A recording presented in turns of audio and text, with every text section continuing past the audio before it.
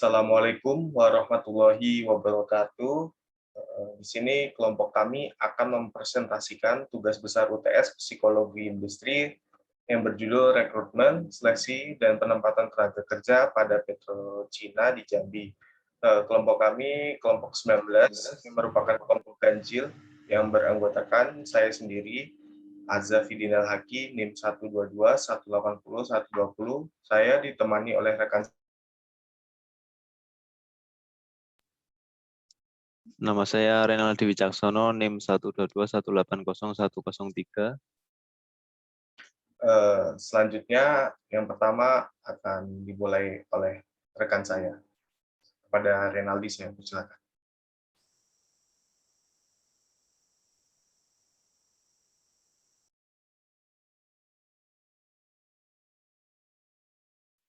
Oke, dari bab pertama yaitu pendahuluan,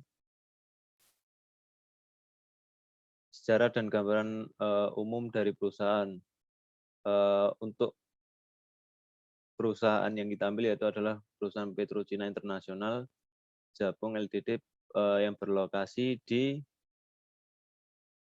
Kabupaten Tanjung Jabur, Jambi, dan ada di Tanjung Jabur Barat. Petrochina Internasional ini merupakan suatu perusahaan eksplorasi minyak dan gas bumi yang memiliki beberapa area produksi diantaranya North Gragai, Makmur, Gemah, dan North Betara, North East Betara, South West Betara, West Betara, South Betara, Ripah, Panen, dan Marmo. Gas yang dihasilkan adalah untuk digunakan sebagai gas lift, LPG, power plant, dan sebagian dibakar di flare.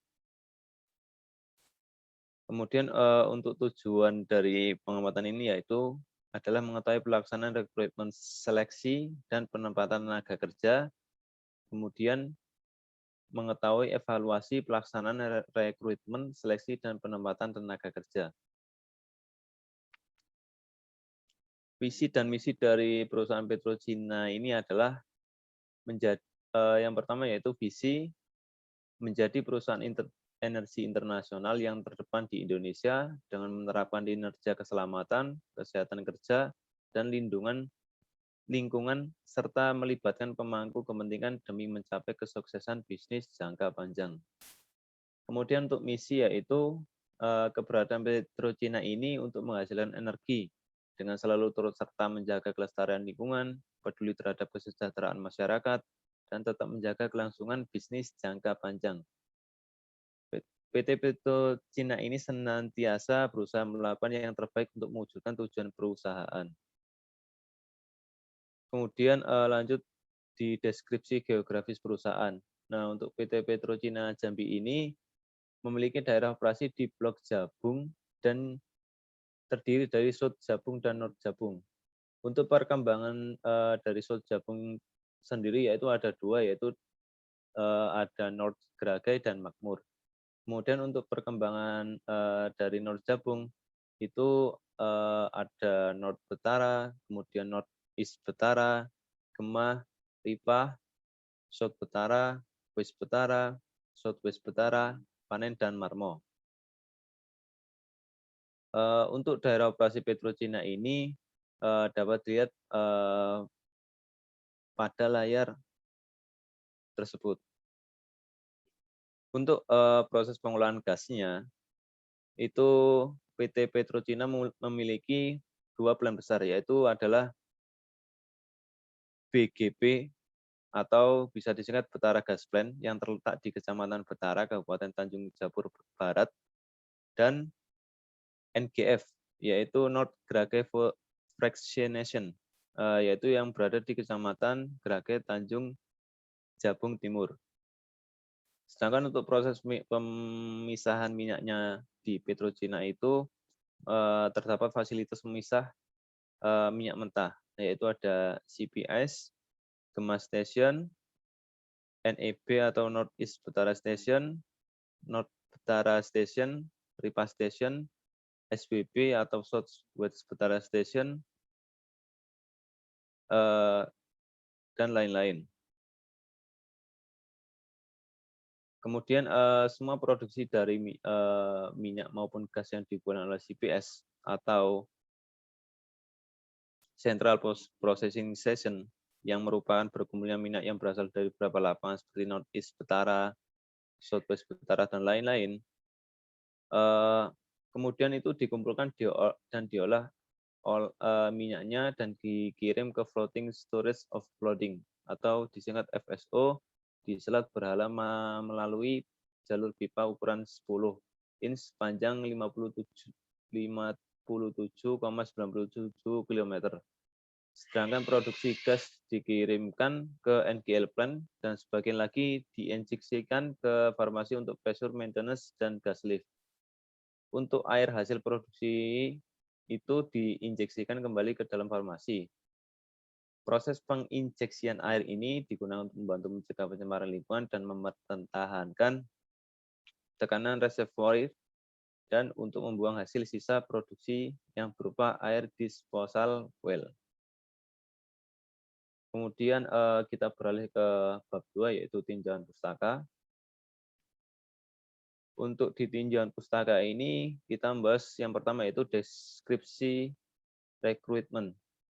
Rekrutmen itu adalah kegiatan untuk mendapatkan jumlah tenaga kerja dari berbagai sumber sesuai dengan kualifikasi yang dibutuhkan oleh perusahaan. Sehingga perusahaan mampu menjalankan misi dari perusahaan tersebut untuk merealisasikan visi dan tujuannya. Untuk metodenya itu adalah metode terbuka dan tertutup. Untuk metode tertutup yaitu terdapat penarikan kerja yang diinformasikan kepada karyawan atau orang-orang tertentu saja. Untuk metode terbuka yaitu adalah penarikan informasi secara luas yang disebarkan melalui umum. Kemudian ada sumber rekrutmen.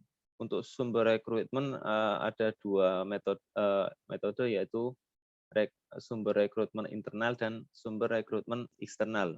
Untuk sumber rekrutmen internal yaitu meliputi karyawan yang ada sekarang dan dapat dicalonkan untuk dipromosikan atau dirotasi tugasnya, dan ada yang dari mantan karyawan yang bisa dikaryakan atau dipanggil kembali. Untuk eksternal yaitu mendapatkan dari perusahaan lain.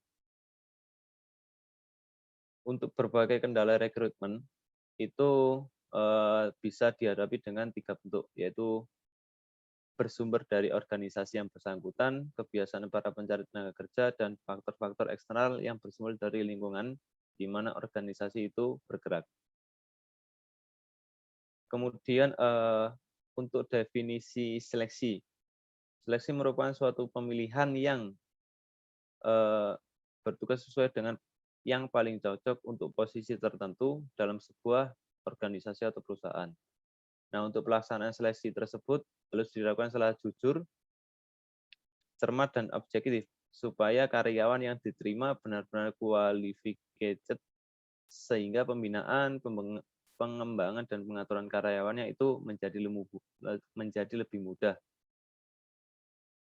Untuk kualifikasi seleksi dari perusahaan Petrochina, yaitu terdapat beberapa kualifikasi yang harus dipenuhi, yaitu yang pertama adalah umur, keahlian, kesehatan fisik, pendidikan, jenis kelamin, tampang atau wajah, kemudian ada bakat, temperamen, karakter, pengalaman kerja sebelumnya, kemudian kerjasama antar tim, kejujuran diri sendiri dari diri pribadi, kedisiplinan, dan inisiatif atau kreatif. Kemudian untuk langkah-langkah proses seleksi, yaitu ada seleksi surat lamaran, kemudian pengisian belangko lamaran, pemeriksaan referensi, wawancara pendahuluan, kemudian lanjut ke tes penerimaan, tes psikologi, tes kesehatan, wawancara akhir oleh atasan langsung, dan memutuskan diterima atau ditolak. Kemudian lanjut ke definisi penempatan kerja. untuk definisi penempatan kerja adalah proses pemberian tugas kepada tenaga kerja yang telah lulus seleksi untuk melaksanakan sesuai ruang lingkup yang telah ditetapkan serta mampu mempertanggungjawabkan segala risiko dan kemungkinan-kemungkinannya yang terjadi atas tugas dan pekerjaan wewenang dan tanggung jawabnya selama ditempatkan di posisi tertentu. Untuk selanjutnya dapat dijelaskan oleh rekan saya. Kepada rekan saya dipersilahkan.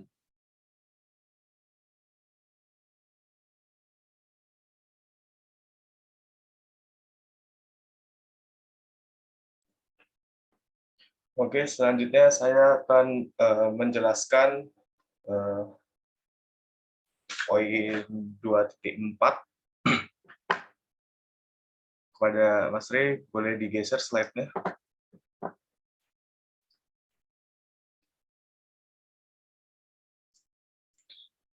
Di poin 2.4 ini berjudul rekrutmen tenaga kerja di perusahaan. Agar para pencari tenaga kerja baru dapat melaksanakan tugasnya dengan efisien, ekonomis, dan efektif, para pencari tenaga kerja ini perlu mengetahui atau mengenali berbagai sumber rekrutmen yang mungkin akan digarap oleh suatu organisasi atau perusahaan. Mungkin benar bahwa tidak semua sumber tersebut perlu selalu dikerjakan atau nggak selalu dipercaya, harus dipilah-pilah. Di bawah ini merupakan jenis-jenis rekrutmen tenaga kerja yang ada di perusahaan. Yaitu yang pertama di sini ada pelamar langsung. Pelamar langsung ini yaitu pengalaman menunjukkan bahwa salah satu sumber rekrutmen yang selalu dapat dimanfaatkan adalah datangnya para pelamar pekerjaan ke organisasi. Jadi si pelamar ini langsung datang ke tempat institusi atau organisasi. Kemudian ada lamaran tertulis. Lamaran tertulis ini yaitu lamaran tertulis dikirimkan oleh para pelamar, sebagaimana halnya dengan lamaran langsung. Para pelamar yang mengirimkan lamarannya secara tertulis mungkin hanya mencoba saja tanpa mengetahui secara pasti apakah di dalam organisasi yang menjadi alamat lamarannya ada lowongan atau tidak. Kemudian yang selanjutnya, lamaran berdasarkan informasi dari orang dalam. Biasanya para anggota suatu organisasi mengetahui ada tidaknya lowongan di berbagai satuan kerja dalam organisasi di mana mereka berkarya, karena mereka adalah orang dalam. Orang dalam di sini masuk tanda kutip, ya seperti kita tahu rahasia umum untuk orang dalam ini. Mereka ini mengetahui tentang adanya info lowongan-lowongan yang ada di organisasinya. Next. Selanjutnya di sini ada poin 2.5, seleksi tenaga kerja di perusahaan.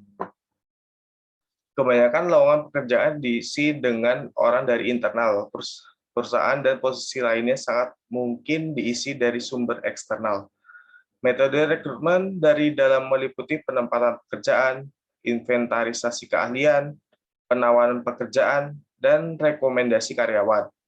Metode rekrutmen dari luar mencakup dari kalangan lembaga pendidikan, penggunaan adventasi dan agen atau biro pencari kerja. Kemudian di seleksi tenaga kerja di perusahaan ini ada metode rekrutmen yang dari internal maupun eksternal. Untuk rekrutmen internal sendiri itu rekrutmen internal dan eksternal memiliki keunggulan dan kelemahan masing-masing. Untuk yang pertama, keunggulan dari internal, keunggulan rekrutmen internal yang pertama yaitu karyawan telah familiar dengan perusahaan. Yang kedua, biaya rekrutmen dan pelatihan lebih rendah. Yang ketiga, meningkatkan moral dan motivasi karyawan. Dan yang keempat, peluang berhasil karena penilaian kemampuan dan keahlian lebih tepat. Untuk keunggulan dari rekrutmen eksternal ini yaitu yang pertama, memiliki gagasan dan pendekatan baru. Yang kedua, bekerja mulai dengan lembaran bersih dan memperhatikan spesifikasi pengalaman. Dan yang ketiga, tingkat pengetahuan dan keahlian tidak tersedia dalam perusahaan yang sekarang. Untuk kelemahan masing-masing dari rekrutmen, yang pertama yang dari internal, mungkin konflik politik promosi posisi. Jadi kemungkinan kalau adanya rekrutmen dari internal ini bisa terjadi konflik politik promosi. Jadi kayak merebutkan posisi dengan cara yang tidak seimbang, dengan mengesampingkan moral. Nah, itu salah satu kelemahan dari rekrutmen internal. Kemudian kelemahan dari rekrutmen eksternal yaitu kebatasan keteraturan antara karyawan dan perusahaan. Yang kedua, moral dan komitmen karyawan rendah. Dan yang ketiga, periode penyesuaian si pelamar yang baru ini melakukan adaptasi yang cukup lama mungkin. Selanjutnya, slide selanjutnya silakan. Di poin 2.6, penempatan tenaga kerja di perusahaan. Menurut Siswanto, faktor yang perlu dipertimbangkan dalam penempatan tersebut adalah sebagai berikut. Yang pertama, faktor prestasi akademik. Faktor prestasi akademik yang telah dicapai oleh karyawan selama mengikuti jenjang pendidikan harus mendapat pertimbangan dalam menempatkan di mana karyawan yang bersangkutan harus melaksanakan tugas dan tanggung jawab serta wewenang dan tanggung jawabnya. Kemudian di sini ada faktor pengalaman. Pengalaman para karyawan sejenis yang telah dialami sebelumnya perlu mendapat pertimbangan dalam rangka penempatan karyawan. Pengalaman bekerja banyak memberikan kecenderungan bahwa karyawan memiliki keahlian dan keterampilan kerja yang relatif tinggi. Selanjutnya, faktor kesehatan fisik dan mental. Faktor kesehatan fisik dan mental perlu mendapatkan pertimbangan penempatan karyawan. Meskipun kurang akurat terhadap tingkat kepercayaan hasil tes kesehatan dilakukan terutama kondisi fisik, namun secara sepintas dapat dilihat kondisi fisik karyawan yang bersangkutan untuk dipertimbangkan pada tempat di mana dia diberikan tugas dan pekerjaan yang cocok. Kemudian bagian D, di sini ada faktor sikap. Sikap merupakan bagian hakiki dan kepribadian seorang. Dalam penempatan karyawan, faktor sikap hendaknya menjadi pertimbangan bagi manajer sumber daya manusia, karena hal tersebut akan berpengaruh secara langsung baik bagi individu maupun perusahaan. Selanjutnya, di sini ada faktor status perkawinan. Untuk mengetahui status perkawinan karyawan kerja adalah hal yang penting. Dengan mengetahui status perkawinannya dapat ditentukan di mana seorang akan ditempatkan. Misalnya, karyawan yang belum menikah ditempatkan di cabang perusahaan di luar kota, dan sebaliknya, karyawan yang sudah menikah ditempatkan pada perusahaan di dalam kota di mana keluarganya bertempat tinggal. Dan yang terakhir yaitu faktor usia.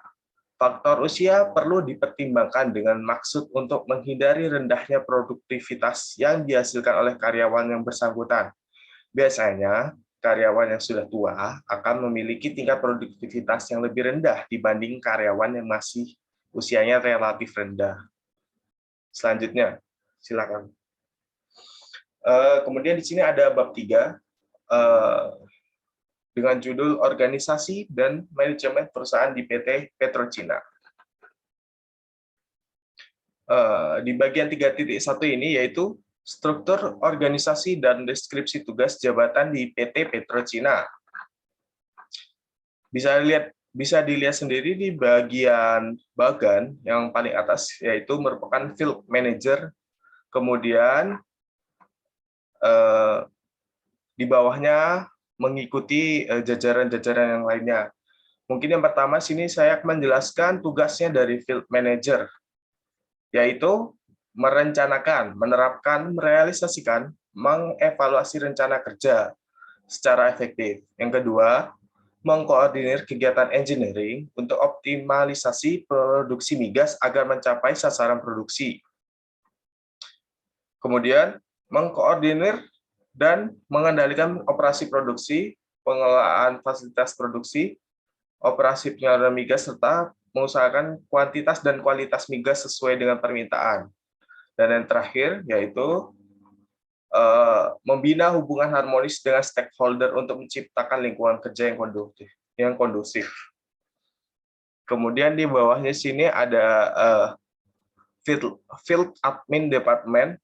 Ya, tugasnya di sini yaitu membuat laporan kepada Field Manager, mengatur kelancaran tugas-tugas yang bersifat administratif, mengatur surat-surat yang masuk dan keluar, membagikannya sesuai dengan distribusi di departemennya. Dan yang terakhir, mengatur serta mempersiapkan ruangan untuk meeting, training, dan lain-lain. Kemudian di sini ada bagian Health, Safety, Security, dan Environment atau HSSE. Tugasnya yaitu mengendalikan serta menjalankan fungsi HSSE di perusahaan serta bertanggung jawab dalam menciptakan situasi dan kondisi yang nyaman bagi pekerja, melakukan monitoring terhadap fungsi HSSE di perusahaan, dan yang terakhir menindaklanjuti penemuan kasus HSSE di perusahaan.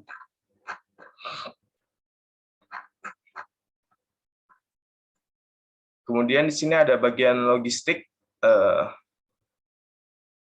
Logistik ini berfungsi untuk melakukan pendataan semua peralatan yang dimiliki perusahaan, menyediakan kebutuhan peralatan dan barang-barang, serta membeli peralatan dan barang-barang. Sebagaimana layaknya bagian logistik, yaitu ya mendata barang-barang, membeli barang-barang, menyiapkan, dan sebagainya. Kemudian di sini ada bagian production. Production Department bertugas untuk mengatur dan mengoptimalkan produksi yang bisa dihasilkan oleh masing-masing lapangan. Kegiatan operasi pada Petrochina ini terbagi menjadi dua wilayah, yaitu di North Jabung dan South Jabung. Kemudian ada bagian BGP, Operation Department, yang bertugas memastikan implementasi peraturan dan prosedur atau SOP terkait dengan operasional secara benar di lapangan. Kemudian di sini ada tugas keduanya, yaitu bertanggung jawab terhadap hasil kerja, aktivitas, atau operasional harian di lapangan. Kemudian di sini ada bagian Maintenance Department. Maintenance Department ini tugasnya memasang, memelihara, serta memperbaiki seluruh peralatan yang digunakan dalam produksi pada produksi. Pada dasarnya, alat-alat tersebut bekerja berdasarkan prinsip mekanik, elektrik, dan instrumentasi. Untuk bagian maintenance ini dibagi menjadi tiga. Yang pertama, electrical maintenance, mechanical maintenance, dan yang terakhir, instrument maintenance. Kemudian di sini di bagian selanjutnya ada bagian HEO atau Heavy Equipment Operation Department. HEO Department memiliki tugas untuk menyiapkan segala sesuatu yang diperlukan dalam pengerjaan lokasi baru area perusahaan. Pekerjaan-pekerjaan tersebut meliputi penyediaan alat berat, survei lokasi baru, dan lain-lain. Adapun HEO ini memiliki divisi-divisi lagi di bawahnya, yaitu Drilling, Construction, and Survey, yang kedua Civil Construction, dan yang ketiga HEO Transportation, dan yang keempat Marine Department. Next. Kemudian di sini ada poin 3.2, yaitu manajemen sumber daya manusia di PT Petrochina. Dalam proses seleksi, Departemen Sumber Daya Manusia melakukan penyaringan melalui wawancara, tes, dan menyelidiki latar belakang pelamar. Tanggung jawab Departemen Sumber Daya Manusia untuk pengadaan tenaga kerja ini semakin meningkat dengan adanya hukum tentang kesepakatan kerja yang sama dengan berbagai syarat yang diperlakukan perusahaan. Kemudian dalam menjalankan tugasnya, manajemen sumber daya ini menilai dari berbagai aspek. Yang pertama ada performance evaluation. Penilaian kerja sumber daya manusia merupakan tanggung jawab Departemen Sumber Daya Manusia dan para manajer. Para manajer menanggung tanggung jawab utama untuk mengevaluasi bawahan, dan Departemen Sumber Daya Manusia bertanggung jawab untuk mengembangkan bentuk penilaian kerja yang efektif dan memastikan bahwa penilaian kinerja tersebut dilakukan oleh seluruh bagian perusahaan. Departemen Sumber Daya Manusia juga perlu melakukan pelatihan terhadap para manajer tentang bagaimana membuat standar kinerja yang baik dan membuat penilaian kerja yang akurat. Kemudian di poin kedua di sini ada compensation. Dalam hal kompensasi atau reward dibutuhkan suatu koordinasi yang baik antara Departemen Sumber Daya Manusia dengan para manajer. Para manajer bertanggung jawab dalam hal kenaikan gaji, sedangkan Departemen Sumber Daya Manusia bertanggung jawab untuk mengembangkan struktur gaji yang baik. Kemudian ada bagian training dan development. Di sini tugasnya sumber daya manusia yaitu membantu para manajer menjadi pelatih dan penasihat yang baik bagi bawahannya. Kemudian ada bagian employee relation. Dalam perusahaan yang memiliki serikat pekerja, Departemen Sumber Daya Manusia berperan aktif dalam melakukan negosiasi dan mengurus masalah persetujuan dengan pihak serikat pekerja. Kemudian di sini ada bagian yang terakhir yaitu personal research. Dalam usahanya untuk meningkatkan efektivitas perusahaan, Departemen Sumber Daya Manusia melakukan analisis terhadap masalah individu dan perusahaan serta membuat perubahan yang sesuai. Next. Nah, ini yang tadi yang saya jelaskan, poin-poin tugas dari manajemen sumber daya yang ada di PT PetroCina. Selanjutnya, di poin 3.3, sistem rekrutmen di PT PetroCina. Berikut ini adalah langkah-langkah yang dapat digunakan untuk memandu proses rekrutmen. Yang pertama, menganalisis kebutuhan posisi.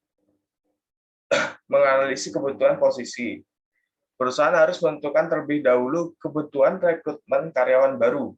Jika karyawan lama tidak dapat segera mendapatkan bantuan, beban kerja yang meningkat akan menurunkan kinerja. Alasan lain yang mungkin untuk kebutuhan rekrutmen adalah pembukaan departemen baru atau transfer posisi.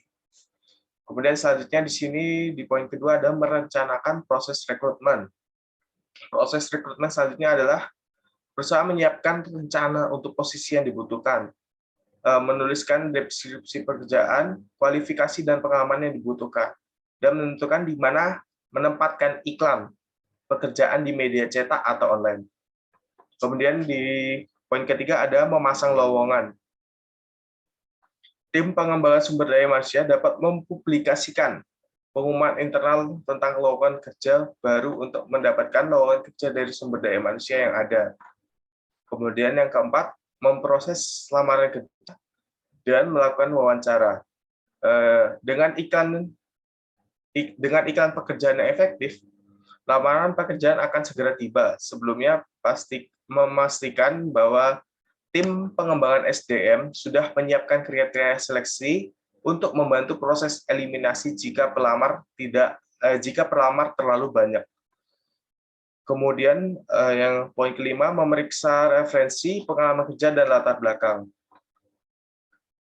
Di sini tugasnya manajemen SDM memastikan untuk memeriksa semua klien yang dikatakan kandidat, termasuk kredensial pendidikan, riwayat pendidikan, dan latar belakang kriminal. Bila memungkinkan, sumber informasi terbaik adalah manajer atau atasan langsung kantor lama kandidat tersebut. Selanjutnya, poin ke-6, memilih kandidat yang cocok dan memberikan kesempatan kerja. Jika semua langkah di atas sudah selesai, maka tim HRD akan siap untuk menyeleksi kandidat yang sesuai dengan kebutuhan perusahaan. Kemudian menyiapkan penawaran dan kontrak kerja sesuai dengan golongan dan jabatan. Menyiapkan surat pemberitahuan ucapan terima kasih kepada kandidat yang belum diterima. Dan semua itu dilakukan untuk menjadikan citra perusahaan lebih baik di mata para pencari kerja. Next. Selanjutnya di sini ada poin 3.4, sistem seleksi di PetroCina. Untuk proses seleksi pada perusahaan harus mendapatkan tenaga kerja yang tepat di dalam posisi yang lebih tepat. Maka dari itu diadakan seleksi dengan proses sebagai berikut. Yang pertama, metode ilmiah. Pengembangan seleksi ilmiah dengan mengadakan analisis cermat tentang unsur-unsur yang akan diseleksi supaya supaya diperoleh karyawan yang kompeten dengan penempatan yang tepat. Tahapannya sebagai berikut, yaitu metode kerja yang jelas dan sistematis, berorientasi kepada prestasi kerja, berorientasi kepada kebutuhan real karyawan, berdasarkan kepada job analysis dan ilmu sosial lainnya, dan yang terakhir, berpedoman kepada undang-undang perburuhan. Kemudian metode selanjutnya ada metode non-ilmiah. Tahapan metode non-ilmiah ini meliputi surat lamaran, ijazah terakhir dan transkrip nilai, surat keterangan pekerjaan dan pengalaman, referensi atau rekomendasi dari pihak yang dapat dipercaya, walk interview, penampilan dan keadaan fisik, yang ketujuh keturunan dari pelamar, dan yang terakhir tulisan dari pelamar. Kemudian terdapat sejumlah komponen dalam suatu proses seleksi. Yang pertama, kuantitas tenaga kerja yang dibutuhkan, standar kualifikasi tenaga kerja yang dibutuhkan. Yang ketiga, kualifikasi dari jumlah calon tenaga kerja, dan yang terakhir, kualifikasi yang menjadi dasar dalam seleksi. Next. Di poin 3.5 di sini yaitu sistem penempatan tenaga kerja di PT Petrocina. Adapun proses penempatan sebagai berikut. Yang pertama, promosi. Promosi adalah apabila seorang pegawai dipindahkan dari suatu pekerjaan ke pekerjaan lain yang tanggung jawabnya lebih besar, tingkatan dalam hierarki jabatan yang lebih tinggi, dan penghasilan yang lebih besar. Dua kriteria dalam melakukan promosi. Menurut dua kriteria utama dalam melakukan promosi. Yang pertama, promosi didasarkan pada prestasi kerja, dan yang kedua, promosi didasarkan pada senioritas. Selanjutnya, proses penempatan selanjutnya yaitu transfer. Transfer adalah pemindahan pegawai dari satu jabatan ke jabatan yang lain yang memiliki tanggung jawab yang sama dan level yang sama. Dalam penempatan transfer dapat mengambil salah satu dari dua bentuk. Yang pertama, penempatan seorang pada tugas baru dengan tanggung jawab hierarki jabatan dan penghasilan yang relatif sama dengan status dahulu. Yang kedua, alih tugas penempatan karyawan yang tidak mengalami perubahan. Proses penempatan selanjutnya yaitu demosi. Demosi adalah bahwa seseorang karena berbagai pertimbangan mengalami penurunan pangkat atau jabatan dan penghasilan serta tanggung jawab yang semakin kecil. Dapat dipastikan bahwa tidak ada seorang pegawai pun yang senang mengalami hal ini. Ketiga hal tersebut merupakan konsep penempatan yang didasarkan atas kemampuan dan prestasi dari karyawan itu sendiri. Selanjutnya, next. Bab 4, kesimpulan dan saran. Kesimpulan. Sistem rekrutmen memiliki beberapa tahap hingga pada akhirnya didapatkan kandidat pegawai yang cocok dan dilakukan proses selanjutnya berupa seleksi kerja. Jenis seleksi meliputi seleksi administratif, seleksi tertulis, seleksi tidak tertulis. Pada Petrocina, pelamar memasukkan lamaran pada laman website resmi di PT Petrocina berupa CV dan data diri. Data diri berisikan nama, email, nomor HP, universitas pendidikan, dan IPK. Setelah itu, perusahaan akan menyeleksi mana yang sekiranya akan mengikuti proses seleksi selanjutnya. Untuk proses seleksi, pada perusahaan harus mendapatkan tenaga kerja yang tepat di dalam posisi yang tepat. Maka diadakan seleksi dengan dua metode, yaitu metode ilmiah dan metode non-ilmiah. Proses selanjutnya adalah penempatan dan tekan kontrak. Selanjutnya, berikutnya adalah saran. Berbagai macam metode rekrutmen yang dapat digunakan perusahaan, tinggal memilih metode yang tepat, efektif, dan efisien. Tidak semua perusahaan mampu untuk mengembangkan setiap sumber dan metode rekrutmen tenaga kerja dengan sepenuhnya. Oleh karena itu, perlu dilakukan evaluasi dan pertimbangan dalam memilih metode-metode rekrutmen tenaga kerja yang digunakan dalam mencapai keberhasilan untuk memperoleh tenaga kerja yang sesuai dengan kebutuhan. Setiap jenis pekerjaan perlu dilakukan evaluasi terhadap keberhasilan karyawan dalam mengerjakan. Ya, selanjutnya. Terima kasih. Sekian presentasi dari kelompok kami. Mohon maaf apabila terdapat kekurangan. Dari saya, wassalamualaikum warahmatullahi wabarakatuh.